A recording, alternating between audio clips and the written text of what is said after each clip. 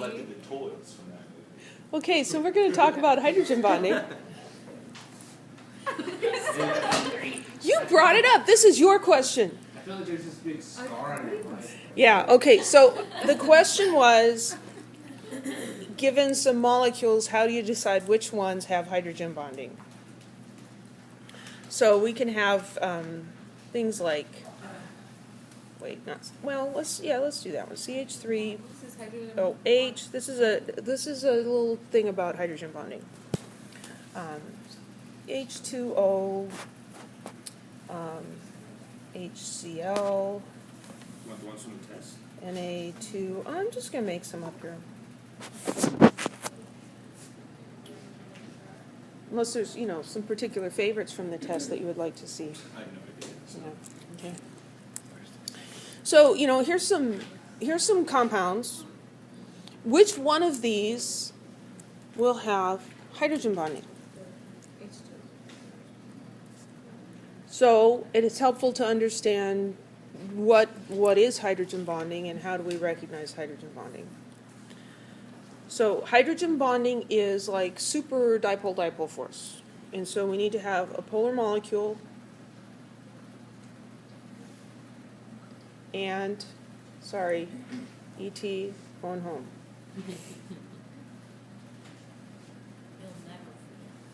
Well, we will never forget this. So Elliot asked this question, and he couldn't remember the E.T. phone home part. And then we find out that, he was born shortly after the movie came out, and his name being Elliot is not exactly a coincidence with the movie. So he's got a little bit of a pet peeve against the whole E.T. phone home part, but then strangely enough, he also can't remember it. So maybe now you'll remember it. The rest of the class is going to remember it. I'll think, Elliot, hydrogen bonding, Elliot. Yeah. Okay, so in order to have hydrogen bonding, which is an intermolecular force, we need to have a polar molecule and we need to have a hydrogen bonded directly to nitrogen, oxygen, or fluorine. And so let's look at this first compound, CH3OH. Is there a hydrogen bonded to an oxygen? Yeah, right there. You got the OH there. Okay? Now, is that a polar molecule? Well, what's your best guess? Does that look super symmetrical? No. Oh, it has to be. Nonpolar molecules are generally very symmetrical. And so this one, you like how I can write on the frame of the chalkboard? This one's going to be like this. Thank you. Yeah, here, you just hold on to that and wake up my computer. Pretty soon it'll complain and suggest that I should plug it in. So what we learned about as just kind of a cheater way to figure out if something's polar or not is to look at the, pardon me? I said, oh, you're a cheater. I'm a cheater. It's a shortcut. It's not really cheating.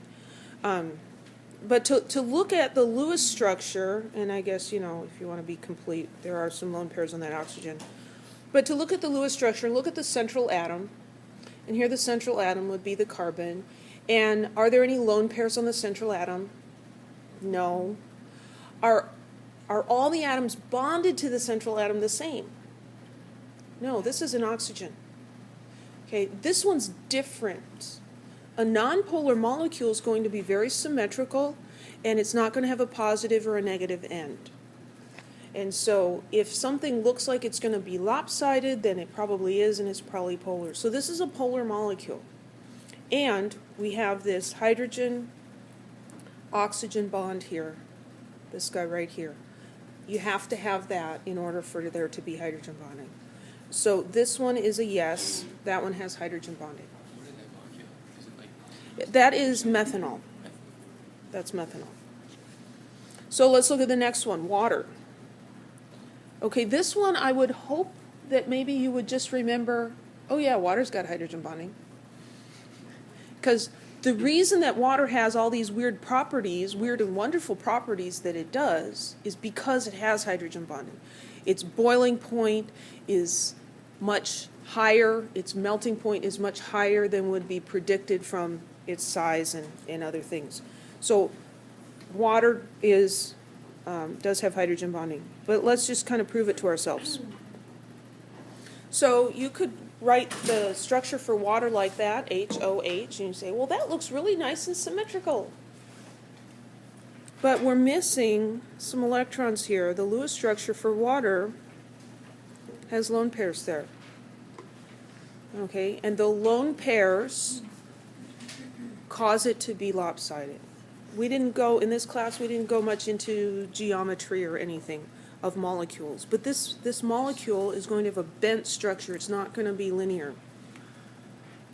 The rules I gave you, let's see if I can, if I can write them in down here. Slightly to the negative side? Pardon me? You said it's, It's lopsided, meaning charge-wise. meaning, yeah, charge-wise. This is the shape of this. Good grief. So there's the oxygen, and here's the hydrogen, and here's the other hydrogen. And it's not symmetrical. It's not in a straight line like carbon monoxide is with its double bonds. We did make models in lab, and we saw that things like that were kind of bent. So here's our rules for determining if something's polar or not. So nonpolar if 1, no lone pairs on the central atom. Non-polar. It's nonpolar if both of these are true. No lone pairs on the central atom. Now the fact, like for the methanol up there, the fact that there's lone pairs on the oxygen, that doesn't matter. What does that say? What does that say? Oh, that doesn't show up very well at all. It looks really good on here. Oh, yeah, it does. Yeah, it does, doesn't that? Doesn't that look really nice? I know. Okay, let's start over there with a better color, because they can't read this on the overhead. It's not the overhead. Let's do light green. Okay, so you see that better? Yeah. Nonpolar if. Both of these things have to be true. No lone pairs.